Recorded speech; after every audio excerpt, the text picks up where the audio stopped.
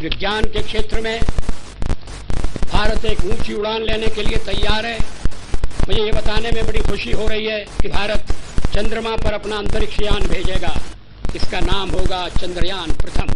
2003 में अटल बिहारी वाजपेयी जी की ये स्पीच इंडिया की हिस्ट्री को पूरी तरीके से चेंज करने वाला था। इंडिपेंडेंस डे की स्पीच में प्रधानमंत्री जी ने शिक्षा, सड़क, अस्पताल, कृषि ऐसी बहुत सारी चीजों पे बात किया था। पर आने वाले स्पेस मिशन के लिए ये स्पीच एक टर्निंग पॉइंट साबित हुआ, क्योंकि इस स्पीच में वाजपेयी जी ने आने वाले मून मिशन चंद्रयान 1 की अनाउंसमेंट किया था। इसके 5 साल बाद 2008 में 22 अक्टूबर को वो हिस्टोरिक मोमेंट आया जब चंद्रयान 1 को PSLV C11 से लॉन्च किया गया।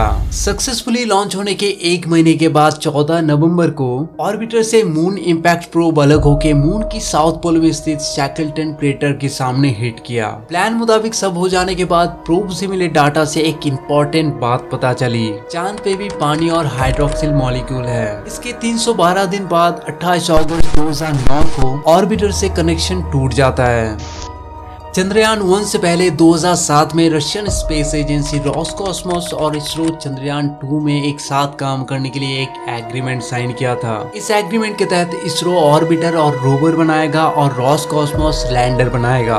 पर 2012 में फोबोस ग्रैंड मिशन की फेल हो जाने के बाद रोसकॉस्मोस ने लैंडर तैयार नहीं कर पाया और इस चीज को 2013 में पोस्टपोन करके 2016 कर दिया गया। पर 2015 तक भी रोसकॉस्मोस ने लैंडर प्रोवाइड करने में असफल रही। इसी रीजन के चलते इसरो ने अपनी खुद की लैंडर बनाने के लिए काम शुरू किया। इसीलिए चंद्रयान 2 में यूज होने वाले सब चीजें इंडिया में ही बनाया गया था, सिर्फ एक चीज को छोड़कर, इस लेजर रेट्रो रिफ्रैक्टर को छोड़कर जो नासा ने बनाया था अर्थ से मून की डिस्टेंस को नापने के लिए, जिससे पता चले क्या सही में मून अर्थ से दूर जा रहा है। इस चीज को पता करने के लिए नासा हर देश की मून मिशन में ये जरूर देता है। अगर आप चंद्रयान 2 की ऑर्बिटर को देखोगे तो यही पूरे मिशन की 80 से 95% काम किया है। इसमें लगे हुए इंस्ट्रूमेंट या पेलोड चांद की सतह में एलिमेंटल कॉम्पोजिशन, वाटर की प्रेजेंस, चांद की एक्सोस्फीयर की एनालिसिस करना, एटमॉस्फेयर में इलेक्ट्रॉन डेंसिटी कितना है, ऐसी बहुत सारी चीजों को स्टडी करने के लिए बनाया गया था।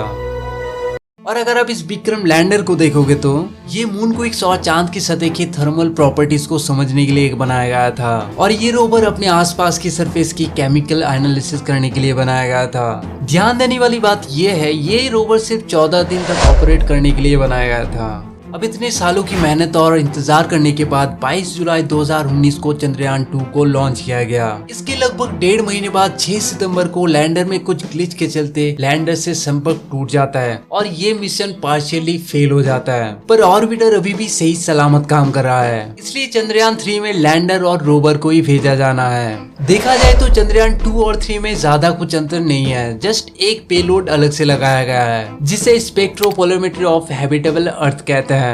ये चीज अर्थ जैसे हैबिटेबल प्लैनेट कैसा दिखता है ये एनालाइज करेगा, क्योंकि आने वाले मिशन में बहुत इंपॉर्टेंट रोल प्ले करेगा। ये तो एक शुरुआत है, आने वाले समय में इसरो डीप स्पेस में पैर रखने वाला है। पहले से इसरो कम बजट में इस तरह की मिशन को अंजाम देने के लिए जाना जाता है, जहाँ पे चंद्रयान 1 को 386 करोड़, चंद्रयान 2 को 970 करोड़ और 14 जुलाई लॉन्च होने वाला चंद्रयान 3 615 करोड़ में किया जा रहा है। इसके उलट बाकी स्पेस एजेंसी इस बजट से 2 से 3 गुना बजट में इस तरह के मिशन को अंजाम देता है, इसलिए ये चीज इंडिया के लिए एक गर्व की विषय है।